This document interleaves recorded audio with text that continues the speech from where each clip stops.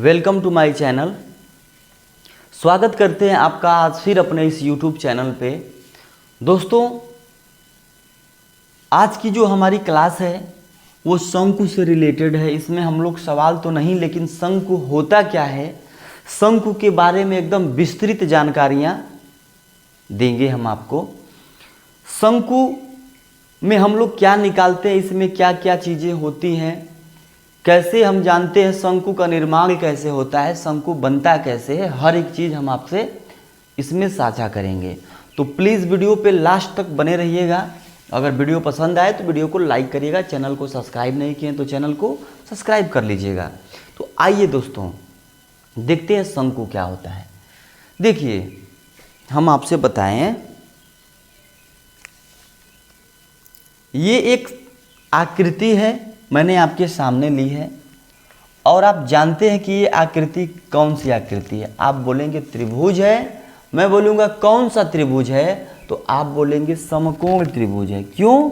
क्योंकि ऐसे तीन भुजाओं से पूरी तरह से बंद ऐसी आकृति जिसकी एक भुजा समकोण हो, ये वाली जिस देखिए समकोण है, 90 अंश का बना रही है कोण, तो इसे ही क्या बोलते हैं हम, समकोण त्रिभुज। अब आप देखेंगे शंकु का जो निर्माण होता है वो समकोण त्रिभुज से होता है। हमने इसके पहले जो चैप्टर पढ़ाया था उसका नाम था बेलन। बेलन का जो निर्माण होता था वो एक आयत से होता था। किसी आयत को उसके एक भुजा के परितः घुमाने पे जो गोल सी ऐसी आकृति बनती थी वो बेलन होती थी, है ना। और जिस आकृति के परितः घुमाते थे, जिस लंबाई के परितः, वो उसकी ऊंचाई होती थी और दूसरी भुजा उसकी त्रिज्या होती थी। अगर आप वीडियो पे नए हैं तो आप जाके चैनल पे हमारे देख सकते हैं, ठीक है। इसी तरह दोस्तों शंकु जो है, तो शंकु एक समकोण त्रिभुज से बनाई गई आकृति है। इसमें क्या करते हैं, जो भुजा समकोण त्रिभुज बना रही है, ये बना रही है, देखिए जैसे मैं इसकी बात करूं ए बी सी, तो जो ये आकृति बन रही है दोस्तों ऐसे,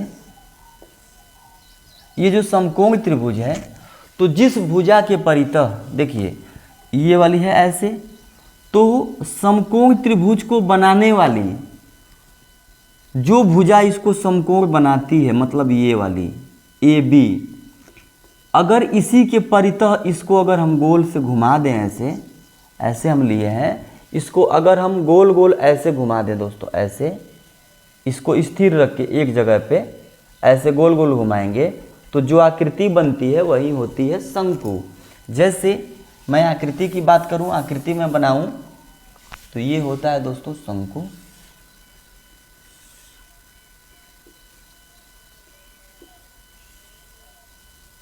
ये है शंकु, ठीक है। अब जब शंकु बनाते हैं दोस्तों, देखिए जिस भुजा के परितः, जो भुजा इसको समकोण बनाती है, इसी भुजा के परितः घुमाते हैं, तो जो ये भुजा होती है यहाँ से यहाँ तक की, यही इसकी लंबाई होती है। ये तो वृत्त बन जाएगा, ये जब बनाएंगे गोल गोल तो वृत्त बनेगा। तो यहाँ से इसकी जो लंबाई होती है, इसी को हम इसकी ऊंचाई बोलते हैं, ठीक है। ये जो लंबाई थी ना इसकी समकोण त्रिभुज की, जो भुजा समकोण बना रही थी, इसकी जो लंबाई थी, यही इस शंकु का ऊंचाई हो जाती है। और इस वाले को हम लोग कहते हैं तिरछी ऊंचाई, जिसको हम लोग L से दिखाते हैं, इसको हम बोलते हैं तिरछी ऊंचाई, ठीक है।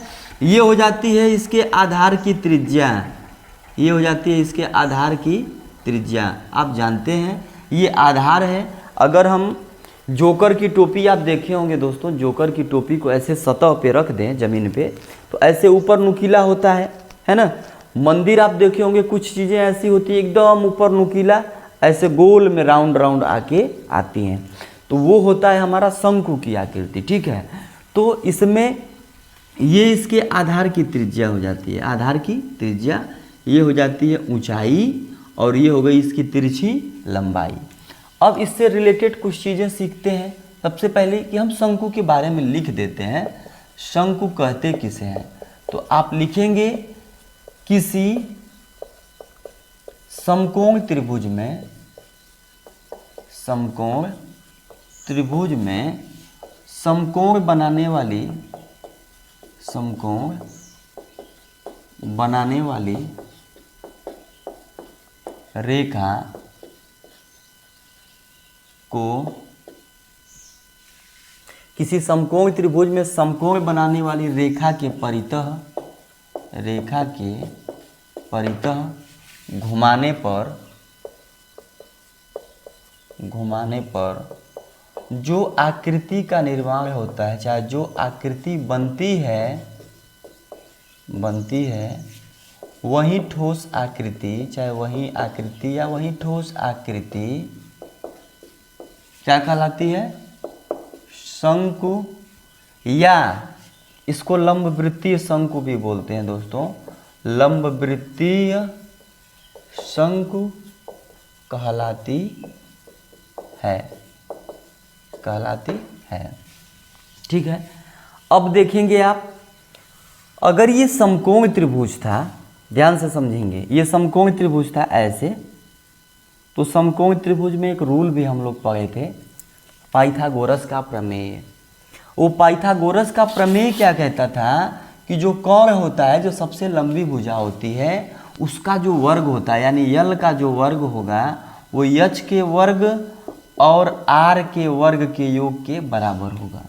ऐसे ही तो हम निकालते थे, जो यानी हमको तिरछी ऊंचाई अगर इसकी ज्ञात करनी हो तो इसको हम क्या कर सकते हैं, इसका स्क्वायर, यल स्क्वायर जो होता है, कोण का वर्ग, लंब का वर्ग प्लस आधार का वर्ग, यानी यहाँ से हम यल का मान ऐसे √h² प्लस आर स्क्वायर भी लिख सकते हैं। ठीक है। h का मतलब आप जानते हैं ऊंचाई से है, h का मतलब ऊंचाई है, l का मतलब तिरछी ऊंचाई है, और r का मतलब जो इसके आधार है उसके आधार की त्रिज्या है। अगर हम बात करें आधार, जो इसका गोल सा ऐसे टोपी अगर हम जोकर वाली रखते हैं ज़मीन पे, तो जो गोल का एरिया बनता है, जो सर में जाके बैठता है ऐसे गोल का, उसका अगर हम इसका क्षेत्रफल निकालते हैं, आधार का क्षेत्रफल, इसके अगर आधार का क्षेत्रफल हम निकालते हैं दोस्तों, आधार का क्षेत्रफल वो होता है, ये वृत्त बन गया, यानी वृत्त का क्षेत्रफल यानी πr²। तो इसके शंकु के आधार का जो क्षेत्रफल होता है πr² होता है। दोस्तों यहाँ से 3 सूत्र का निर्माण होता है। अगर यल बराबर या l² बराबर h² प्लस r² है, तो यहाँ से अगर तिरछी ऊंचाई दिया हो और त्रिज्या दिया हो, ये दिया हो और ये दिया हो, तो इसको भी हम निकाल सकते हैं। तो यहाँ से अगर इसको हम निकालेंगे दोस्तों, इसी सूत्र से देखा जाए, अगर l² बराबर h² प्लस r² है, तो क्या h² बराबर l² माइनस r² नहीं हो जाएगा? आप कहेंगे बिल्कुल हो जाएगा।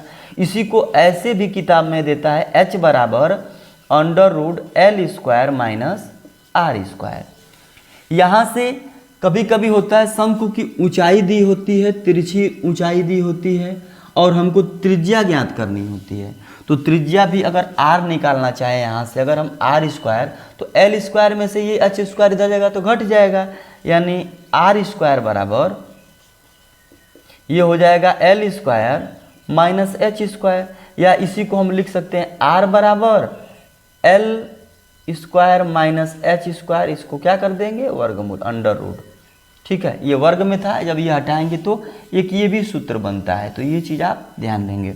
अब इसके जो प्रमुख सूत्र, मेन सूत्र हैं, लिखते हैं। शंकु का हम लोग कैसे आयतन निकालते हैं? शंकु के आयतन का जो सूत्र होता है 1/3 πr² h, 1/3 πr² h, ये होता है दोस्तों शंकु के आयतन का सूत्र। किसका सूत्र? शंकु के आयतन का सूत्र। ठीक है। देखिए, इसी तरह शंकु का पार्श्व पृष्ठ निकालते हैं। शंकु का पार्श्व पृष्ठ समझते हैं। पार्श्व पृष्ठ क्या होता है? जैसे ये शंकु है, इसका जो घुमावदार वाला एरिया है, जिसको हम लोग पहले वक्र पृष्ठ बोलते थे, ये होता है शंकु का पार्श्व पृष्ठ। ठीक है। शंकु का जो पार्श्व पृष्ठ होता है दोस्तों, शंकु का जो पार्श्व पृष्ठ होता है, अब समझेंगे। जो शंकु का पार्श्व पृष्ठ होता है वो पाई 2 पाई इंटू एच होता है। 2 पाई इंटू एच होता है, सॉरी दोस्तों, पाई आर एल होता है, पाई आर एल होता है, ठीक है, पाई आर एल होता है। जो शंकु का पार्श्व पृष्ठ निकालते हैं तो पाई आर एल। अगर आपको त्रिज्या दी गई हो इसके आधार की और तिरछी ऊंचाई दी गई हो तो आप इसका पार्श्व पृष्ठ निकाल सकते हैं।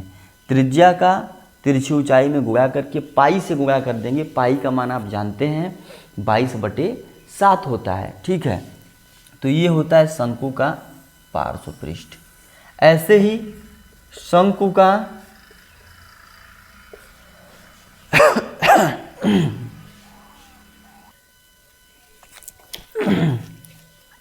ऐसे ही शंकु का संपूर्ण पृष्ठ होता है दोस्तों, संपूर्ण